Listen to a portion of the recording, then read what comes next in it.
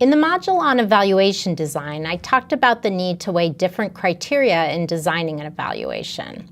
Criteria such as available resources, internal validity, benefits and risks to the program and its clients, and so forth. A set of such criteria are actually predefined for evaluators by the Joint Committee on Standards for Educational Evaluation. The committee was established in the late 1970s and engaged hundreds of people in a deliberative process to define the standards for a good evaluation. 3 iterations of the standards have been published since then, most recently in 2010. The most recent version of the standards comprises 30 standard statements in 5 domains and includes all the issues we've discussed in prior modules and more. The 5 domains are shown here. Utility standard statements reflect the need for evaluations to be useful to clients, the defining characteristic of evaluation as a form of systematic inquiry. They address the need to attend to the full range of stakeholders affected by the evaluation, the importance of providing timely information, the responsibility for promoting appropriate use of evaluation findings, and similar issues. The feasibility standard statements address the need for evaluation to be practical, effectively managed, viable within the given context, and efficient in its use of resources. Propriety includes concepts of research ethics and integrity, such as protection of human rights, transparency and communication of research findings, fiscal responsibility, and so forth. The accuracy standards encompass what we think of as scientific rigor and include statements about validity, reliability, sound research design, justification of conclusions, unbiased communication of findings, and more. The 5th domain, accountability, was first added in 2010. This domain addresses the importance of reflecting back on the first 4. The statements detail the need to document evaluation purposes and procedures and examine whether the evaluation has met standards. The evaluation standards set out the criteria for good evaluation. The American Evaluation Association has established guiding principles for the attributes and conduct of evaluators. These were first developed in 1994 using a participatory deliberative process and have been updated since then, with the most recent version ratified in 2004.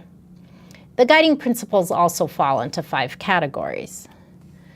The values reflected in these principles should feel familiar by now.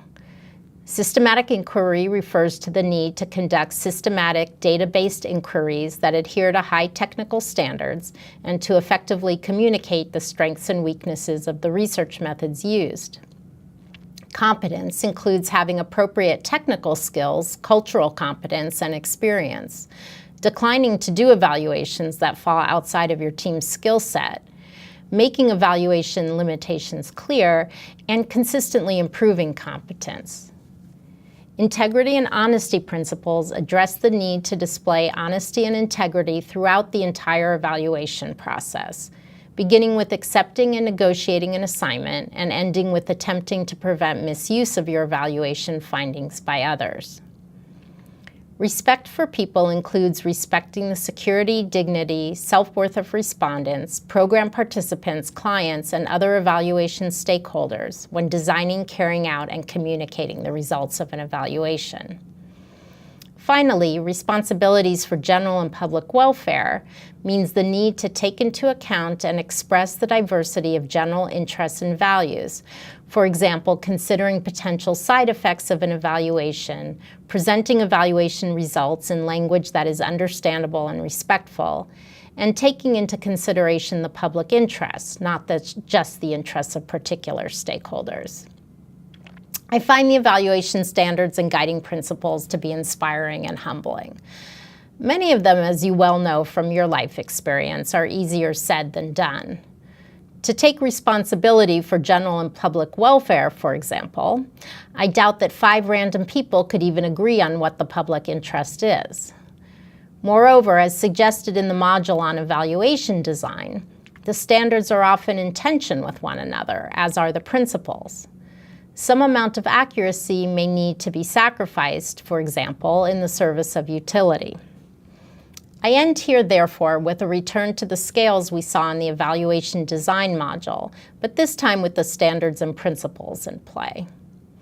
Arguably, one aspect of evaluator competence is the ability to employ good judgment in working together with stakeholders to balance these considerations.